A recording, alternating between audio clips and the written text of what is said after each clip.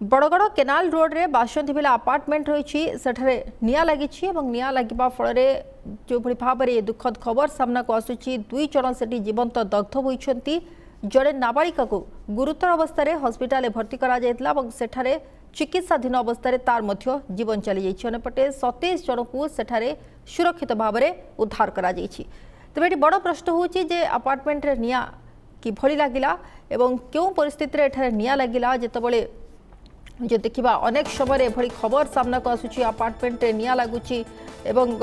जे क्यों स्थिति रे एठी निया लगिला बा क्यों परिस्थिति रे निया लगिला ताकु नै कि जदियो किछि स्पष्ट भाव में सूचना आसीनी किंतु ये निश्चित रूपे खबर 3 जनकर मृत्यु होइतबार ये खबर सामना को आसूची 2 जन जीवंत दग्ध होइछंती एवं आउ जणे नाबालिका जे कि चिकित्साधीन अवस्था तार मृत्यु होइछि। बड़गड़ केनाल रोड रे बासंती भिला अपार्टमेंट जो श्वासरुद्ध हुई ये 2 जनकर मृत्यु होता बेले जड़े नाबालिकार मृत्यु होती चिकित्साधीन अवस्था तार मृत्यु होता सूचना रही। अपार्टमेंट रे निया 3 मृत भुवनेश्वर बासंती भिला अपार्टमेंट रे निया लगी बड़गड़ केनाल रोड रे थिबा बासंती भिला अपार्टमेंट रे निया लगी 2 जन जीवंत दग्ध होती जड़े नाबालिका को गुरुतर अवस्था उद्धार करा जायथिला एवं चिकित्साधीन अवस्था तार मध्य मृत्यु होता सूचना रही। महिला केयरटेकर को मृत्यु होती सुरक्षाकर्मी मृत्यु होती 27 जन को सुरक्षित भाव में उद्धार करा जायछि।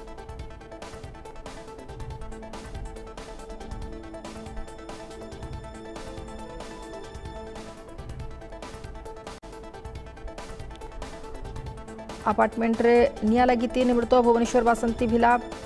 अपार्टमेंट रे लागी निया बड़गड़ केनाल रोड रे निया लगी अपार्टमेंट रे सूचना श्वासरुद्ध हुई 2 जन मृत्यु होती आउ जड़े नाबालिका को गुरुतर अवस्था हस्पिटाल भर्ती करा जायथिला तार मध्य मृत्यु होता सूचना आसूची अर्थात ये अपार्टमेंट 3 जन अपार्टमेंट रे 3 जनकर मृत्यु होती निया लगी सेपटे 27 जन को सुरक्षित भाव में उद्धार मध्य करा जायछि। भुवनेश्वर अपार्टमेंट रे लागिला निया 3 मृत 2 जन जीवंत दग्ध होता बेले जड़े नाबालिका को गुरुतर अवस्था उद्धार करा जायथिला मेडिकल चिकित्साधीन अवस्था तार मृत्यु होता सूचना रही।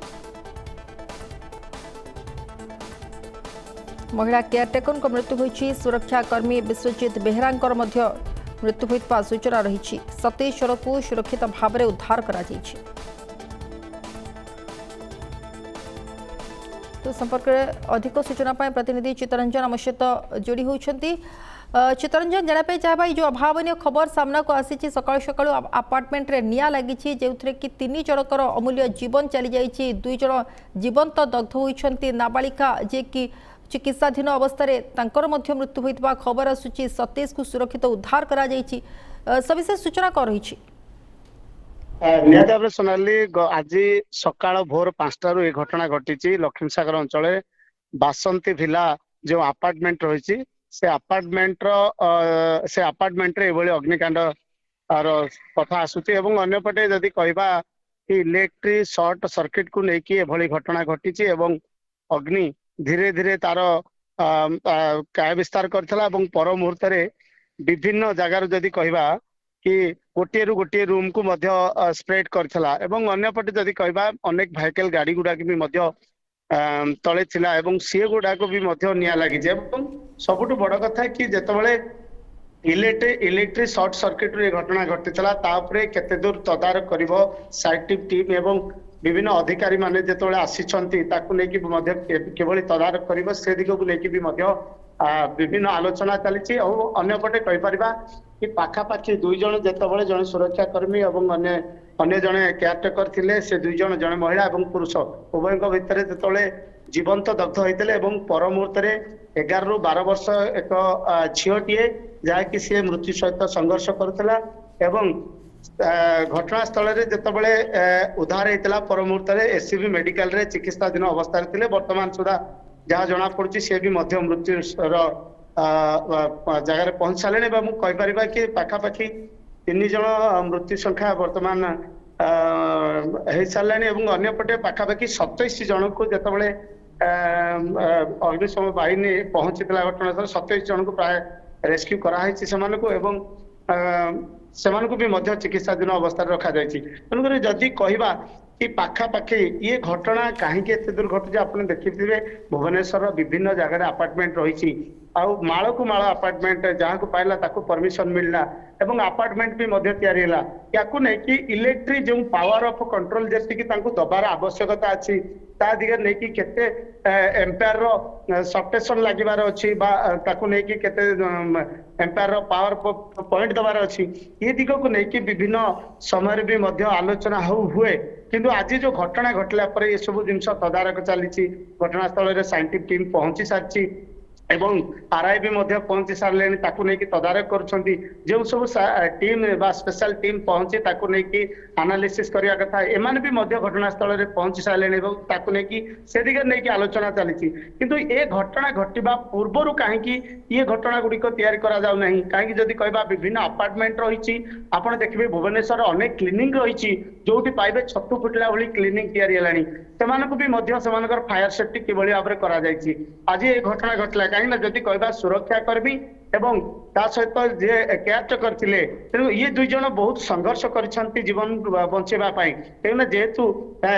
ନିଜ ସାମ୍ନାରେ ମୃତ୍ୟୁର ତାଣ୍ଡବ ଖେଳୁଛି ବା ମୃତ୍ୟୁର ତାଣ୍ଡବ ଖେଳୁଛି ଅଗ୍ନି, ତେଣୁ ତାକୁ ନେଇକି ପ୍ରବେଶ କରିକି ସିଏ ଯାଇ ପାରିନଥିଲେ ସାମ୍ନା ମୁହଁରୁ। ତେଣୁକରି ଧୀରେ ଧୀରେ ତାଙ୍କ ଶରୀରରେ ଲାଗିଥିଲା ଏବଂ ଜୀବନ୍ତ ଦଗ୍ଧ ବି ସେ ଦୁଇଟି ଶରୀର ବି ମଧ୍ୟ ଅଗ୍ନିଶମ ବାହିନୀ ରେସ୍କ୍ୟୁ କରିଥିଲା। ତେଣୁକରି ଯଦି କହିବା କି ମୋଟାମୋଟି ଭାବରେ କି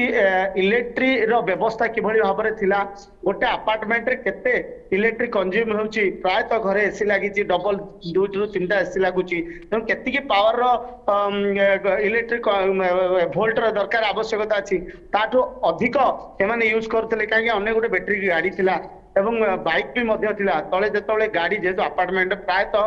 20 ରୁ 22ଟା ଗାଡି ତା ଭିତରେ ଥିଲା, ସବୁ କିଛି ଜଳି ଯାଇଛି। ତେଣୁକରି କହିବାକୁ ଗଲେ ଅଗ୍ନିର ପ୍ରଭାବ ଭୟଙ୍କର ପରିସ୍ଥିତି ଥିଲା। ଚିତ୍ତରଞ୍ଜନ, ଆମେ କହିପାରିବା ଗୋଟେ ବଡ଼ ଧରଣର ନିଶ୍ଚିତ ରୂପେ ଅଗ୍ନିକାଣ୍ଡ। ଦେଖନ୍ତୁ କିଛି ଦିନ ପୂର୍ବରୁ ଦିଲ୍ଲୀରୁ ମଧ୍ୟ ଗୋଟେ ଖବର ଆସିଥିଲା କିଭଳି ଭାବରେ ଅଗ୍ନିକାଣ୍ଡ ଘଟିଥିଲା ଏବଂ ସେଠି କିଭଳି ମୃତାହତ ସଂଖ୍ୟା ସାମ୍ନାକୁ ଆସିଥିଲା ଏବଂ ଇଏ ଭୁବନେଶ୍ୱରରେ ଗୋଟେ ବଡ଼ ଘଟଣା ସକାଳୁ ସକାଳୁ ଆମେ କହିପାରିବା, ଯୋଉଠିକି 3 ଜଣଙ୍କ ଜୀବନ ଚାଲିଯାଇଛି। ତେବେ ବର୍ତ୍ତମାନ ଏଠି ବଡ଼ ପ୍ରଶ୍ନ ହେଉଛି ଯେ ଯେଉଁ ଆପାର୍ଟମେଣ୍ଟରେ ନିଆଁ ଲାଗିଲା, ଯୋଉଥିପାଇଁ କି 3 ଜଣଙ୍କ ଅମୂଲ୍ୟ ଜୀବନ ଚାଲିଗଲା, ଆ ପାଇଁ ଦାୟୀ କିଏ ରହିବେ? କାରଣ ଆମେ ଦେଖିଛେ ଅନେକ ସମୟରେ ଯେତେବେଳେ ଅଗ୍ନିକାଣ୍ଡ ହୁଏ, ସେ ଯେକୌଣସି ଜାଗାରେ ଇଏ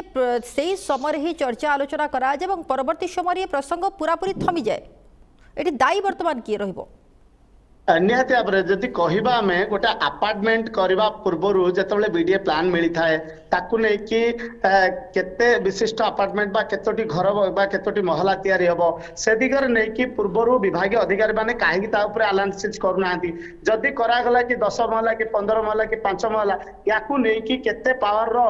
ଇଲେକ୍ଟ୍ରି କନଜ୍ୟୁମ ହବ, ସେ ଦିଗରେ ନେଇକି ବି ମଧ୍ୟ କୌଣସି ରେଷ୍ଟ୍ରିକ୍ସନ ନାହିଁ। ତେଣୁ ୟାକୁ ଯଦି କହିବା କି ସ୍ୱତଃପ୍ରତ ଭାବରେ ବିଭାଗୀୟ ଅଧିକାରୀ ଯୋଉମାନେ ରହିଛନ୍ତି, ଯୋଉମାନେ ଆପାର୍ଟମେଣ୍ଟ କରିବା ପାଇଁ ପରମିଶନ ଗ୍ରାଣ୍ଟେଡ କରୁଛନ୍ତି, ବିଏମସି ହଉ, ବିଡିଏ ହଉ, ଯିଏ ବି ହଉ, ତେଣୁ ଏମାନେ କାହିଁକି ତା ପୂର୍ବରୁ ତଦାରଖ କରୁନାହାନ୍ତି? ଆଜି ଘଟଣା ଘଟିଲା, ସାଇଣ୍ଟିଫିକ ଟିମ୍ ପହଞ୍ଚିଲା, ତା କାର୍ଯ୍ୟ କଲା। ଆଜି ଘଟଣା ଘଟିଲା, ଆର୍ଆଇ ପହଞ୍ଚିଲେ, ସିଏ ବି ମଧ୍ୟ ଆନାଲିସିସ୍ କଲେ। ତ ଘଟଣା ପୂର୍ବରୁ କାହିଁକି ଏସବୁ ଘଟଣା କରାଯାଉ ନାହିଁ? କାହିଁକି ସେମାନେ ଜାଣିପାରିଲେ ଯେ ଇଲେକ୍ଟ୍ରି ଅଧିକ କନଜ୍ୟୁମ ହଉଛି, ଯାହା ଫଳରେ ସର୍ଟ ସର୍କିଟ ହେଇଛି? କାହିଁକିନା ନିହାତି ଭାବରେ ଯଦି ଆମେ ଗୋଟେ ବୋର୍ଡର ପାୱାର ଯଦି 400-500 ଭୋଲ୍ଟ ଦରକାର ପଡୁଛି, ସେଠି ଯଦି ଆମେ ଭାଇକେଲ ଗାଡି ଗୁଡାକ ଯଦି ମଧ୍ୟ ଚାର୍ଜ କରିବା, ତ ଭୋଲ୍ଟ ନିହାତି ଭାବରେ ଅଧିକ କନଜ୍ୟୁମ କରିବ। 4-5ଟି ଗାଡି ଯଦି ଆମେ ଚାର୍ଜ କରିବା, ତ ନିହାତି ଭାବରେ ଏ ଜାଗାରେ ଯଦି ଓଭରଲୋଡ ହବ, ଯେଉଁ ୱାୟାରଟି ଯାଇଥିବ ସେ ୱାୟାରଟି ଲୋଡ ନେଇ ପାରିବନି, ଯାହା ଫଳରେ ସର୍କିଟ ହବ। ତେଣୁକରି ଇଏ ସର୍ଟ ସର୍କିଟକୁ ନେଇକି ଘଟଣା ଘଟିଥିବା ଏବଂ ଇଲେକ୍ଟ୍ରିକ ବିଭାଗ ଯଦି କହିବା ୟା ପ୍ରତି ବି ମଧ୍ୟ ସେମାନଙ୍କୁ ବି ମଧ୍ୟ ତାଙ୍କୁ ବି ମଧ୍ୟ ତାଙ୍କର ବି ମଧ୍ୟ ଦାୟିତ୍ୱ ରହିଛି ତାକୁ ନେଇକି ତର୍ଜମା କରିବା। ତେଣୁକରି କହିବାକୁ ଗଲେ କି ବିଭାଗୀୟ ଅଧିକାରୀ ଯୋଉମାନେ ଦାୟିତ୍ୱରେ ଅଛନ୍ତି, ଏ ଦାୟିତ୍ୱଟିକୁ ଯେତେବେଳେ ପ୍ଲାନ ଆପ୍ରୁଭାଲ କରାଯାଉଛି, ତା ଦିଗରେ ନେଇକି କାହିଁକି ଆପାର୍ଟମେଣ୍ଟର ସ୍ଥିତି ପରଖୁନାହାନ୍ତି? ପର ମୁହୂର୍ତ୍ତରେ ଘଟଣା ଘଟିଲା, ଜୀବନ୍ତ ଦଗ୍ଧ ହେଲା, 3ଟି ଲୋକର ମୂଲ୍ୟବାନ ଜୀବନ ଚାଲିଗଲା। ଏବେ ତାକୁ ନେଇକି ତର୍ଜମା ହେଉଛି ଆପାର୍ଟମେଣ୍ଟ 15 ବର୍ଷର ପୁରୁଣା, ୟାକୁ ନେଇକି ଇଲେକ୍ଟ୍ରି ଅଧିକ କନଜ୍ୟୁମ ହେଉଥିଲା। ତ तो या पूर्व कहीं करा जाउनी गोटे घटना सरला आपण देखिबे संध्या सुधा सब किछि थमी जिवो इन्वेस्टिगेशन सरिबो ता परे परे सब घटना चापी हे जिवो तेनु करी याकू गुरुतर भाव रे नवार आवश्यकता अछि काना घटनास्थल रे मेयर भी मध्य पहुंचीतले याकू नै कि तर्जमा करूतले याकू नै कि अभियोग भी मध्य करूतले जे अधिकारी माने कोन करूतले अपार्टमेंट परमिशन पय जेतोले दिया जायतला ताकू काहे पूर्व तर्जमा करा जायतला तो निहाती भाव रे कहबा को गले अधिकारी माने जो माने चार्ज रे अछंती दायित्व रे अछंती याकू गुरुतर भाव रे देखिबार आवश्यकता अछि जदि देखि थांते होय त आज ई तीनोटी जीवन मूल्यवान जीवन जाय न था